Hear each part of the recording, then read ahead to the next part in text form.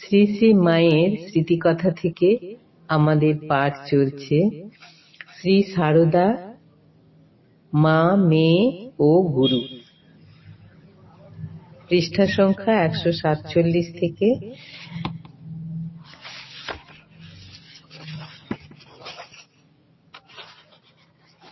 150 কয়েক লাইন।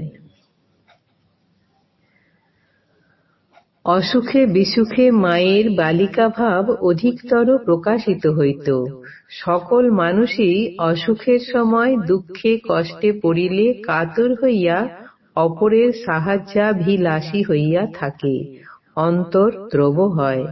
মায়ের কিন্তু অন্তরের দ্রবভাব সর্বাবস্থাতেই প্রকাশ থাকিলেও উহাতে দুর্বলতা বা কাতরতা কখনো দেখা যাইত না।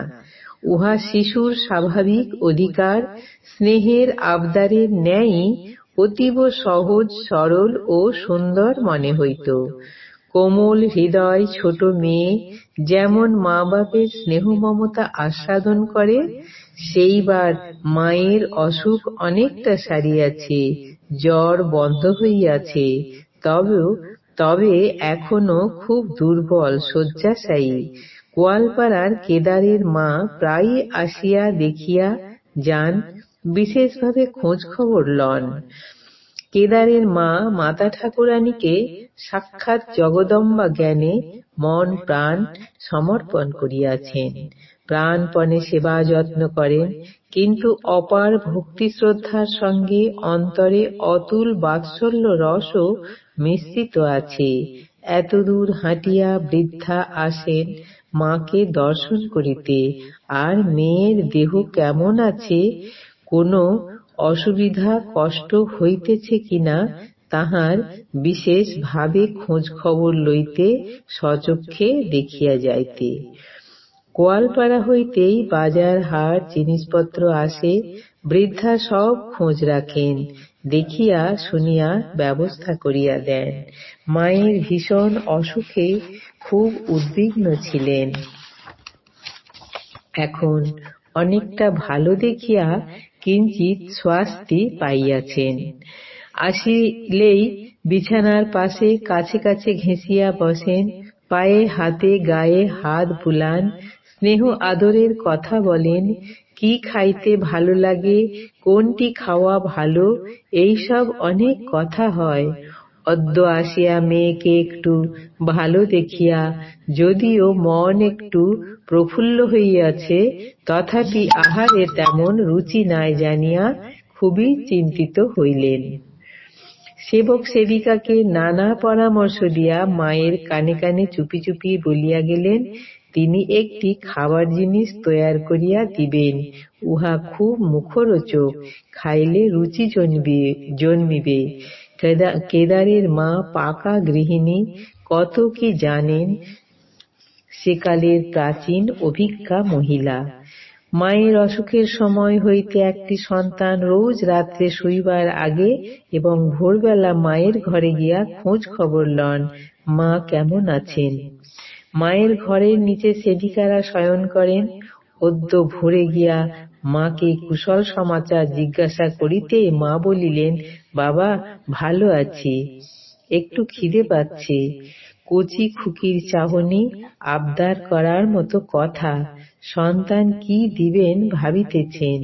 পূজনীয় শরৎ মহারাজ, যোগিন মা, গোলাপ মা, ডাক্তার, সেবক সেবিকা সকলেই রহিয়াছেন।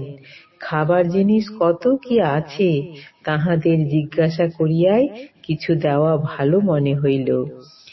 মা ইতিমধ্যে মৃদু হাস্যে পাশেই ঘরের ভিতর মেঝেতে শায়িতা জনৈক সেবিকাকে আস্তে আস্তে একটি কথা বলিলে তিনি তৎক্ষণাৎ উঠিয়া একটি ছোট টেকই মুড়ি খাবার বেতের পাত্রে, টেকই অর্থাৎ মুড়ি খাবার বেতের পাত্রে করিয়া অল্প পরিমাণ ছাতুর মতো একটি জিনিস সন্তানের হাতে আনিয়া দিলেন।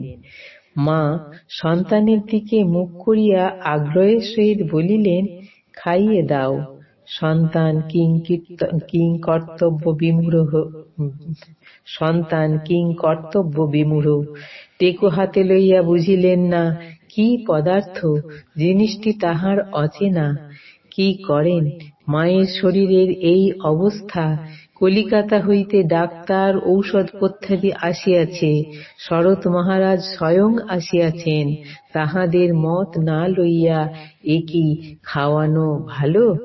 জিজ্ঞাসা করিবার সময়ও নাই, উপায়ও নাই। মা বালিকার মতো ক্ষুধায় কাতর, অধীরা, খাইবার জন্য আবদার করিয়া মুখ বাড়াইয়া আছেন।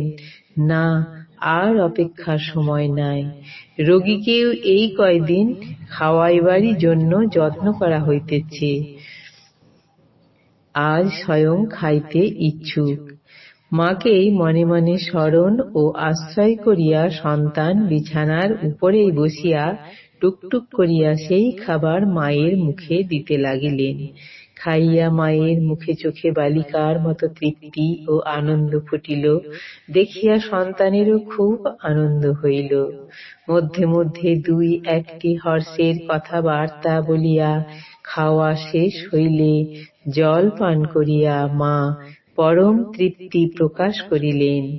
সন্তান মুখ মুছাইয়া দিয়া, গায়ের কাপড় ঠিক করিয়া ঢাকা দিয়া বিদায় লইলেন। শুনিলেন সেবিকাদের মুখে ছাতুর মতো দ্রব্যটির নাম খয়নাকোটা। কেদারের মা স্বহস্তে তৈয়ার করিয়া আনিয়া লুকাইয়া দিয়া গিয়াছেন, মাকে ভোরে ভোরে দুটি দুটি খাওয়াইবার জন্য। উহা খাইলে মুখে রুচি আসিবে, দেহে রক্ত ও বল বাড়িবে। উহা টাটকা ভাজা খইয়ের ভিতর যে আধফোঁটা মুড়ির মতো খই থাকে, সেগুলি বাছিয়া পরিষ্কার করিয়া উহার সঙ্গে পরিস্কৃত ভাজা তিল মিশাইয়া খুব মিহি চূর্ণ করিয়া অল্প ঝাল ও নুন মিশাইয়া তৈরি। খুব মুখরোচক, লঘু পাক, সুস্বাদু খাবার। মা পছন্দ করেন। কাহারও নিকট উহা প্রকাশ না করিয়া কয়েকদিন ভোরে ভোরে সন্তান এইভাবে মাকে খাওয়াইয়া দিলেন। কোনো অনিষ্ট না হইয়া বরং ভালোই হইল বুঝিয়া সন্তান পরম আনন্দিত। আর মা বালিকার মতো হর্ষে তাহার হাত হইতে উহা খাইয়া অন্তরে অক্ষয় নতুন স্নেহের ছবি মুদ্রিত করিয়া দিলেন। সেই স্নেহমূর্তি, বাৎসল্য, উচ্ছ্বসিত চোখ মুখ কি কেহ ভুলিতে পারে? আজ এই পর্যন্তই। জয় মা।